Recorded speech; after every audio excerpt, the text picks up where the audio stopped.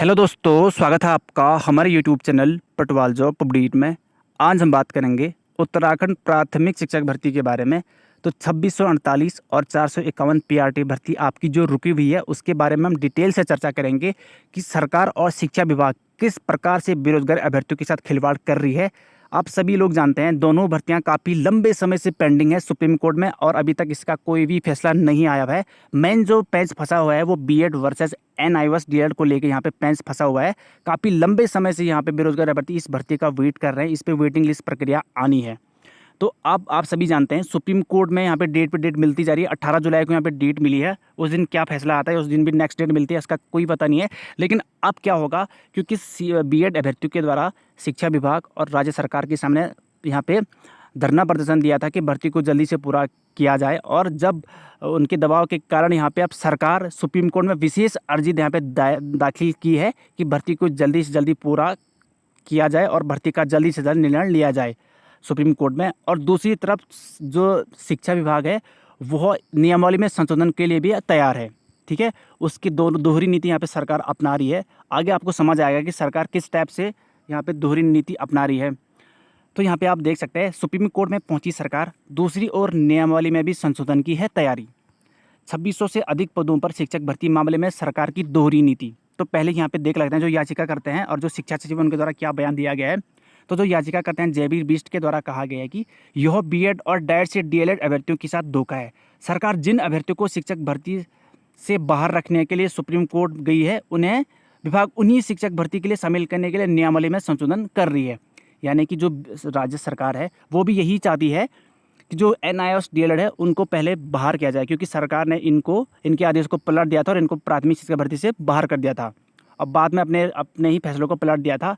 और दूसरी तरफ रविनाथ रमन है शिक्षा सचिव, उनके द्वारा कहा गया कि शिक्षा भर्ती मामले में जल्द सुनवाई के लिए हमने सुप्रीम कोर्ट में प्रार्थना पत्र दे दिया है।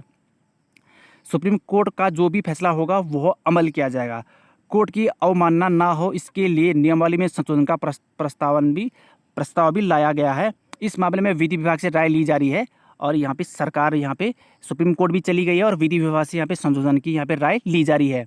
ठीक है, तो पहले इसको पढ़ लेते हैं। इसमें कहा गया है कि शिक्षा विभाग के कार्य में भी अजीबोगरीब है। 2600 से अधिक पदों के लिए होने वाली शिक्षक भर्ती मामले में सरकार दोहरी नीति अपना रही है। भर्ती से एनआईओएस से डीएलएड अभ्यर्थियों को बाहर रखने के लिए एक तरफ सरकार सुप्रीम कोर्ट पहुंच चुकी है, वहीं दूसरी ओर इन्हीं शिक्षक भर्ती में शामिल करने के लिए शिक्षा निदेशालय ने शासन को प्रस्ताव भेजा है। शिक्षा मंत्री के निर्देश पर निदेशालय की ओर से शासन को सेवा नियमावली में संशोधन का प्रस्ताव भेजा गया है, जिससे विभाग की कार्यप्रणाली पर भी सवाल खड़े हो रहे हैं। शिक्षा विभाग ने नवंबर 2020 एवं 2021 में शिक्षक भर्ती के लिए 2600 से अधिक पदों के लिए आवेदन मांगे थे। शासन की ओर से 15 नवंबर 2021 को एनआईओएस से डीएलएड अभ्यर्थियों को इस भर्ती में शामिल करने का आदेश जारी किया था, लेकिन बीएड और डाइट से डीएलएड अभ्यर्थियों ने विरोध के बाद शासन ने इस आदेश को रद्द कर दिया था। इसके विरोध में एनआईओएस डीएलएड अभ्यर्थी हाईकोर्ट चले गए थे। हाईकोर्ट ने इन अभ्यर्थियों को भर्ती में शामिल करने का आदेश दिया था, लेकिन पहले ही बीएड अभ्यर्थी फिर सरकार हाईकोर्ट इस आदेश के खिलाफ सुप्रीम कोर्ट चली गई थी। यानी बीएड अभ्यर्थी और शासन भी चले गया था। सरकार की ओर से इस मामले में हाईकोर्ट में 14 सितंबर 2022 को आदेश के खिलाफ सुप्रीम कोर्ट में विशेष अनुज्ञा याचिका दाखिल की थी। 30 जून 2023 को शिक्षा सचिव रविनाथ रमन ने इस मामले को जल्दी सुनवाई के लिए शिक्षा निदेशक को सुप्रीम कोर्ट में प्रार्थना पत्र दिए जाने के निर्देश दिए थे। आदेश में कहा गया कि स्कूलों में शिक्षक न होने की छात्रों के भविष्य पर इसका प्रतिकूल प्रभाव पड़ रहा है। वहीं दूसरी ओर विभाग की ओर से शासन को एनआईओएस से डीएलएड अभ्यर्थियों को शिक्षा भर्ती में शामिल करने के लिए सेवा नियमावली में संशोधन का प्रस्ताव भेजा गया। शिक्षा निदेशक की ओर से शासन को लिखे पत्र में कहा गया कि शिक्षा मंत्री के निर्देश पर यह प्रस्ताव भेजा गया है। शिक्षक भर्ती के अभ्यर्थियों का कहना है कि इस मामले में सरकार दोहरी नीति अपना रही है, जिसके विरोध में सरकार सुप्रीम कोर्ट गई है। उन्हीं शिक्षक भर्ती में शामिल करने के लिए नियमावली में संशोधन को भेजा गया है। अब आपको बताएंगे कि पहले राज्य सरकार ने एनआईओएस डीएलएड को बाहर कर दिया था। वो अभ्यर्थी सुप्रीम हाईकोर्ट चले गए थे। वो वहाँ पे केस जीतने के बाद सरकार और बीएड अभ्यर्थी सुप्रीम कोर्ट चले गए थे। सरकार भी यही चाहती है। सरकार और शिक्षा मंत्री के द्वारा कहा गया था कि हम एनआईओएस डीएलएड अभ्यर्थियों को नई शिक्षक भर्ती में मौका देंगे, लेकिन वर्तमान गतिमान भर्ती में इनको मौका नहीं दे सकते। इसके पक्ष में एनआईओएस डीएलएड भी अभी सुप्रीम कोर्ट पहुँच चुके थे। लेकिन अब क्या हो रहा है, सरकार एक और ये चाह रही है कि एनआईओएस डीएलएड अभ्यर्थियों को वर्तमान शिक्षक भर्ती से बाहर किया जाए, और दूसरी तरफ सरकार ये कह रही है कि NIOS रिलेटेड अभ्यर्थियों को भर्ती में शामिल किया जाए और इसमें संशोधन के लिए उसको न्याय विभाग के परामर्श के लिए भेजा गया है। यानी शिक्षा विभाग कह रहा है कि शिक्षा मंत्री के द्वारा प्रस्ताव भेजा गया है शिक्षा सचिव को और इसमें संशोधन किया जाए। यानी हो क्या रहा है, बीएड अभ्यर्थी सरकार ये चाहती है कि वर्तमान शिक्षक भर्ती में बीएड अभ्यर्थियों को मौका मिले और जो NIOS रिलेटेड अभ्यर्थी है उनको नई शिक्षक भर्ती में मौका दे।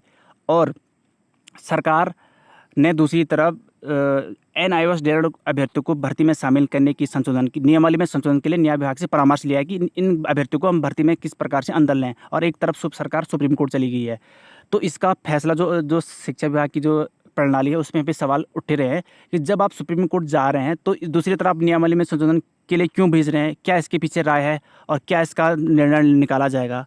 तो उसी के संबंध में जो बीएड अभ्यर्थी है उनके द्वारा भी कहा गया और शिक्षा सचिव के द्वारा भी कहा गया कि शिक्षा मंत्री के द्वारा आदेश मिलने के बाद हम नियमावली में संशोधन के लिए आगे भेजा गया है।